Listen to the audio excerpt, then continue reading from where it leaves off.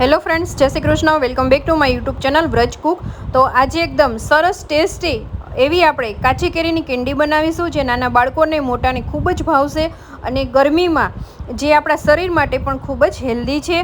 તો ચલો આજની રેસીપી સ્ટાર્ટ કરીએ ફ્રેન્ડ્સ. રેસીપી સારી લાગે તો વિડીયોને લાઇક, શેર અને સબસ્ક્રાઈબ કરવાનું બિલકુલ ભૂલતા નહીં. અને એટલી સરસ ચટપટી અને ટેસ્ટી લાગશે ને ફ્રેન્ડ્સ કે તમે વાત પૂછોમાં. એકવાર તમે જરૂરથી ટ્રાય કરજો.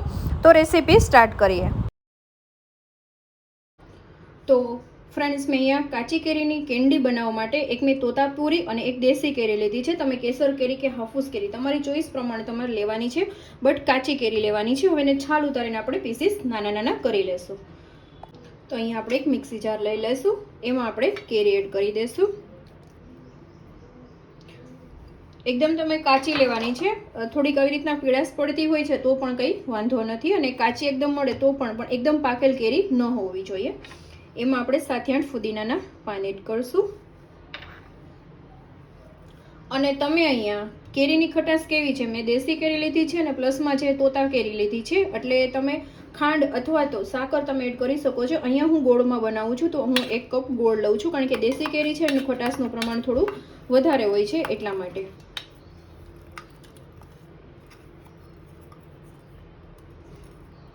નાની 1 ચમચી સંચળ પાવડર, 1/2 ચમચી નિમક, અને તીખાશ જો તમને ગમતી હોય તો ખાલી 5 ચમચી, 5થી પણ ઓછી ચપટીથી 2 ચપટી ખાલી મરી પાવડર, અને 1 ચમચી ચાટ મસાલો, જેને સ્કીપ નથી કરવાનો, જેનાથી ટેસ્ટ ખૂબ જ સરસ આવશે. પહેલાં થોડું એવું પાણી લઈને આપણે એમને પીસી લેવાનું છે. પાણી આમાં ઠંડુ જ એડ કરવાનું છે. હવે આવી રીતના અધકચરું થઈ જાય ને એટલે થોડું આપણે પાણી એડ કરવાનું છે. 1/2 ગ્લાસથી પણ ઓછું, ઘટ હોવું જોઈએ, પતલું એકદમ ન થઈ જવું જોઈએ, એ વાતનું ખાસ ધ્યાન રાખવાનું છે. તો જુઓ ફ્રેન્ડ્સ, આ રીતનું છે ને એનું ઘટ થિકનેસ રાખવાની છે. આ રીતનું આપણે ક્રશ કરી લેવાનું છે. હવે આ રીતના જે ગુલ્ફી મોલ્ડ આવતા હોય છે ને એ લઈ લેવાના છે. તમારી પાસે ન હોય તો તમે જે આપણે પેપર કપ આવે છે એમાં પણ તમે મૂકી શકો છો. આ રીતનું એમાં સ્ટેન્ડ આવે છે. આ મીશોમાં ને એમાં તો બહુ જ વાયરલ છે આ, અને તમને એમાં મળી પણ જશે. એમેઝોનની ને એમાં નથી, મેં મીશોમાંથી જ મગાવેલા છે.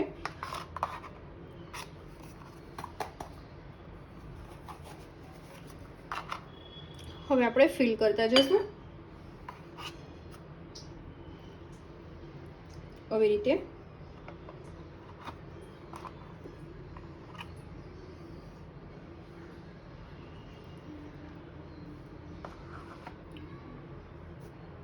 હવે આ ઉપરની જે સ્ટીક આવે છે, આ રીતના સ્ટીક આપણે રાખી દેવાની છે.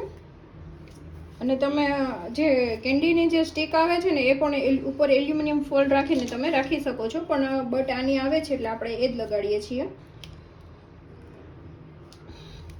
અને આને છે ને 7થી 8 કલાક અથવા તો ઓવરનાઇટ આપણે ફ્રીજમાં સેટ થવા માટે રાખી દેવાનું છે. તો હવે હું એને ફ્રીજમાં સેટ થવા માટે રાખી દઈશ. આપણી કેરીની કેન્ડી બનીને રેડી થઈ ગઈ છે. એકદમ સરસ ટેસ્ટી, અને નાના બાળકોને મોટાને ખૂબ જ ભાવશે ફ્રેન્ડ્સ. અને તમે આમાં ગોળની જગ્યાએ સાકર અથવા તો ખાંડ પણ એડ કરી શકો છો. જે લોકોને ગોળ ન ભાવતો હોય એ લોકો સાકર અથવા તો ખાંડ પણ એડ કરી શકે છે. અને ગરમીમાં આ જે કેન્ડી છે આપણા હેલ્થ માટે પણ ખૂબ જ સારી છે ફ્રેન્ડ્સ. તો તમે જરૂરથી ટ્રાય કરજો અને તમારો ફીડબેક છે મારી સાથે શેર કરજો. તો આજની આ રેસીપી કેવી લાગી ફ્રેન્ડ્સ, જરૂરથી કોમેન્ટ કરજો.